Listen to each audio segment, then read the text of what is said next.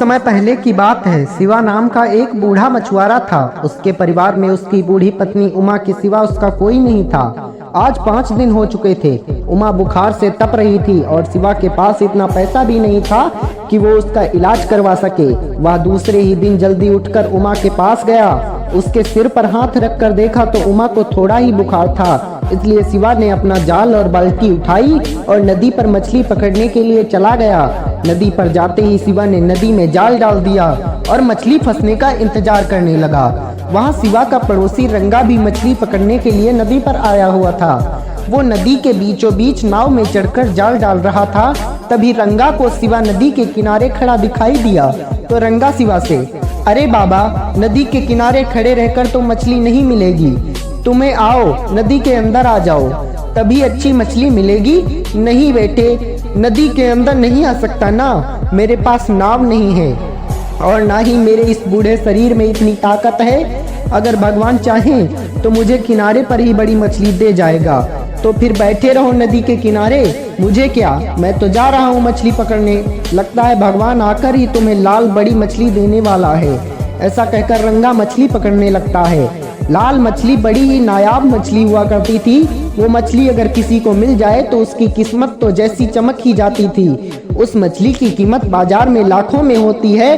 शिवा ने रंगा की बातों पर ध्यान ही नहीं दिया और काफी देर इंतजार करने के बाद नदी में खुद का जाल निकालने लगा।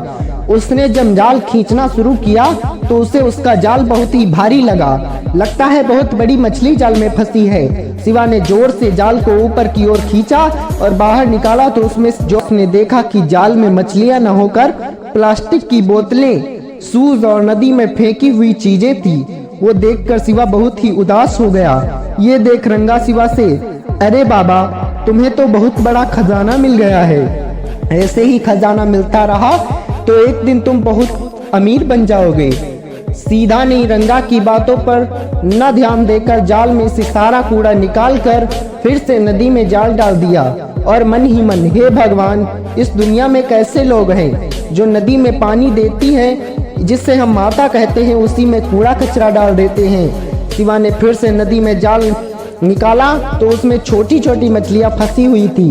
लगातार मेहनत करने से उसका बूढ़ा शरीर बहुत थक गया था। इसलिए जो मछलियां फंसी थी उन्हें समेट कर शिवा बाजार में चला जाता है। बाजार जाकर एक जगह पर मछलियां रखकर शिवा ग्राहकों का इंतजार कर रहा था। पूरा दिन बीत जाता है। तभी शिवा खुद से पूछता है, थोड़ा पैसा आ जाएगा तो उमा के लिए थोड़े फल और दवाई लेकर जाऊंगा। शिवा सोच ही रहा था कि वहाँ एक आदमी आया और शिवा से, बाबा, ये मछलियाँ कितने की हैं? आपने बेटा, ये मछलियाँ तो वैसे 200 की हैं। अगर शाम हो जाने के कारण तुम्हें ये मछलियाँ 150 में दे दूंगा। 150 बहुत ज़्यादा होता है बाबा, मैं तो इन मछलियों के 100 दूंगा। वैसे भी अब बाजार बंद होने वाला है, अब आपकी ये मछलियाँ कोई नहीं खरीदेगा।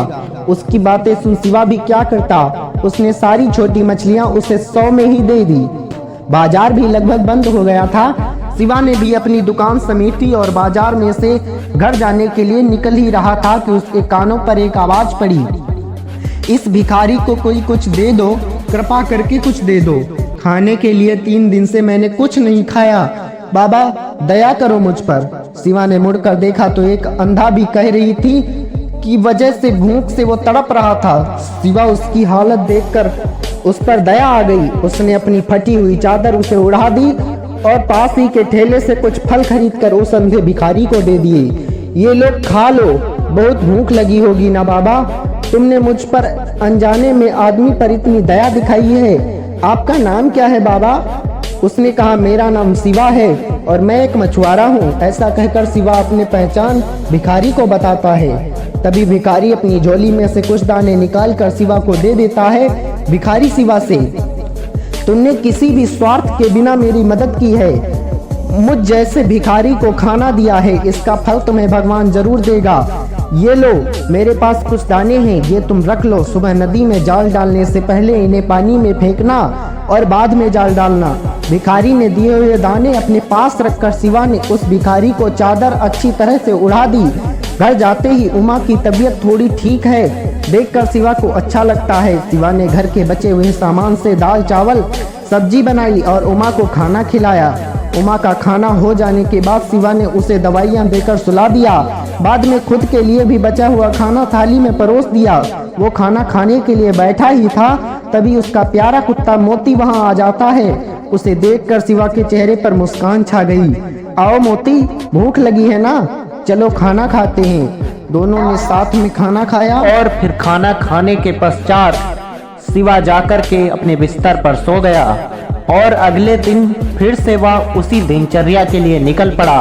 अगले दिन वह अपना बाल्टी और जाल लेकर नदी के किनारे पहुंचा।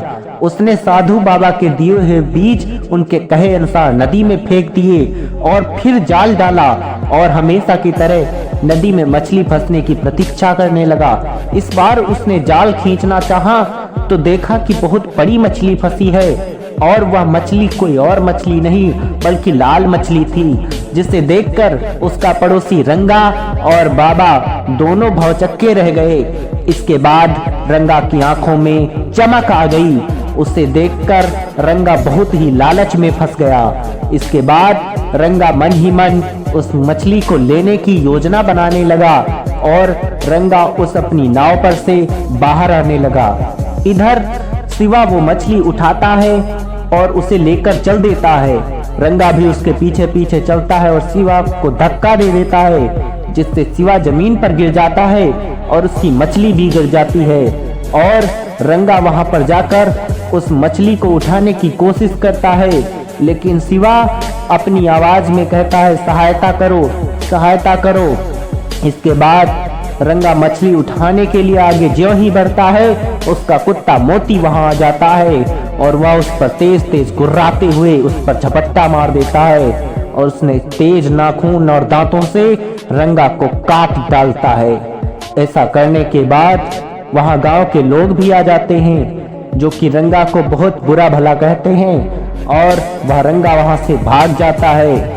इतने में बूढ़े बाबा वहां आ जाते हैं और अपनी मछली उठाते हैं और उस पर जाकर मछली को काटा तो उसमें से सोना, उसमें से हीरा निकला, जिससे बाबा सोचने लगे कि लगता है यह कोई चमत्कारी मछली है।